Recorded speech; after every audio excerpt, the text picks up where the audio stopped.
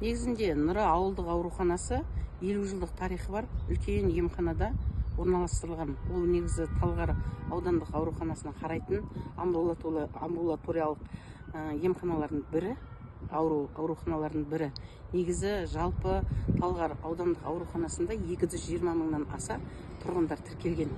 Соның осы Нұра аудандық ауруханасында Туғанбаймен қоса Өстемірді алғанда, Қаратоғанды алғанда 11 мыңға жуық халық тіркелген. Негізінде осы 10 жылдық, 20 жылдықтың көлемінде үлкен аурухана болған. Ол жерде лор отделение, роддомға дейін болған. Енді әртүрлі себептерге байланысты ол жер жойылған, қазір жабылған көп заттар. Кезінде мысалы шалғай ауылдарда бір 3-4 ауылға 2 ғана дәрігер, ол және бүкіл сала бойынша босанатын келіншекке де, аяқ қақсап атқан ақсақалға да бәріне жүгіре беретін еді. Сол Нұра ауданында сондай мәселе қаншалықты шешілді? Бізде барғанда негізі бір-ақ дәрігер болған ол жерде. 11 мың халыққа бір-ақ дәрігер болған. Содан тағы жас мамандар шақырылды. Енді біз барғанда енді жұмыс, енді ауылдық жерде тұру бәрі көбіне дипломнан ауылға дейді, бірақ көбі бармайды, қалаға қашады. Жақсы жерде, жақсы ақылы жұмыс жасағысы келеді. Бірақ не де болса табандылық танытып іздедік, кімнің дәрігерлік несі бар. Сонымен 4 маман алдық біз. 1 маман емес, 5 дәрігер болды ол жерде. Өте халыққа да жақсы, халық риза болды. Ағаларымыз, апаларымыз, халық деген кім ол? Ата-анаң, бауырларың, тумаларың, содан халық қалады.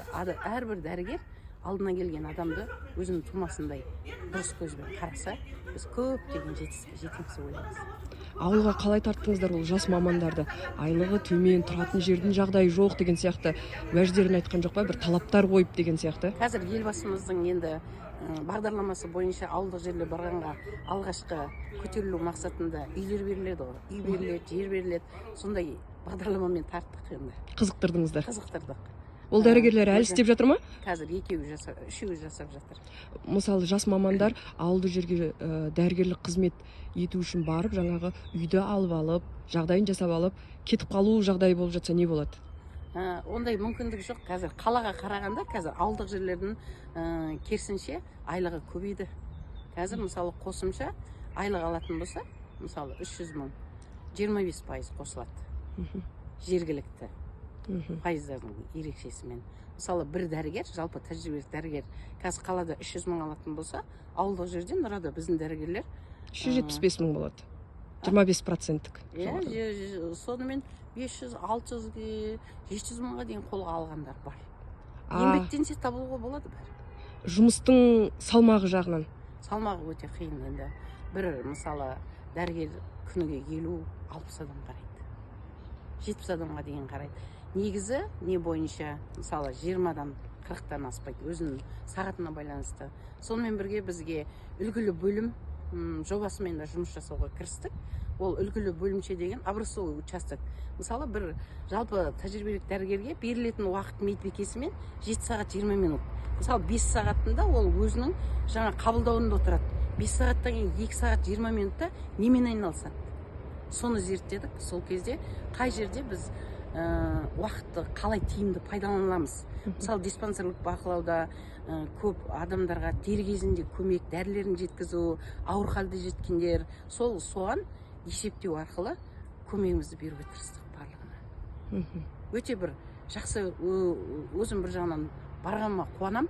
Үлкен психологиялық тұрғыдан халықтың жағдайын көріп, халыққа деген бір шапағатын тисе да, бір күліп қараса да, бір осыны біз бәріміз жасадық деген бір әдемі сезім жүректе қалу керек қой негізі.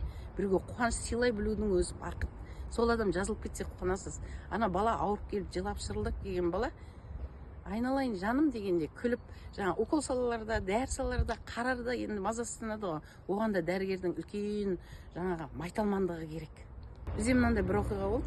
2013 жылы осы практика жинап жүрген кезімде, одан алдында қызық болды, студенттік кезімде 5-ші курста оқып жүр, каникулға ауылға барамыз. 5-ші баласы босанып жатыр, қан кетіп жатыр. Енді өзіміз қорқып, ода тоқ кітапта не оқимыз, соны көргенбіз. Содан не керек, жаңағы қайшы да жоқ, пышақпен кесіп, сонда деген жаспыз ғой, қорқып тұрық, бірақ не білеміз ананы. Артынан енді жедел жәрдем келгенше көңіл қарды даже ана көйлегін жыртып алып, қарды қай жерде мұз бар, соны несіне қойып, жатырына қойып, әйтеуір жедел жәрдем келгенше сондай оқиғалар. Қанды тоқтата тұрып. Қан тоқтата тұр. Ақыры сол бала қазір міне қараңызда, нешеде? 25-ке келді. Қандай өмір деген жылдам тез. Сондай денсау ұрпақтар келсін. Екінші жағдай 2013 жылы. Осы бір перзентханада қалада пәтер жалдап тұрады екен. Сосын айтады неге?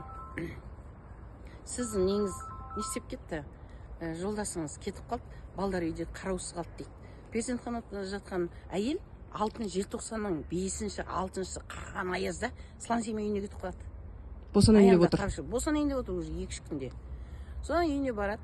Үйіне барғаннан кейін кешкі сағат 20:00-де уже 8-де толғақ басталады. Күйеуі содан неге кетеді? Жедел жәрдем шақыруға. Күйеуі шамалы енді ащы су нелерін ішіп алған. 2 сағат жедел жәрдемде адресін таба алмайды ғой. Сол адресін таба алмағанда, пока не барғанша, сол жедел жәрдем барғанша неге? Барлық тазикте бала жатады. Содан әйтеуір үлгеріп, әйелден қан кетіп қалмау керек. Жаңағы анасынан баласы өлімі тірі деп бүйтіп салып алады, сосын күйеуі айтады да, не де болса көрейін деп. Бала сол кезде жедел жәрдемнің печкісінің қасында қойған ғой. Сол бала аман қалды. Томирис қазір 12 жаста. Қандай дер кезінде қандай керемет көмек. Дәрігерлердің де жақсы шебер мамандар бар. Енді барлығын дәрігерлердің төккен терін жоққа шығаруға болмайды.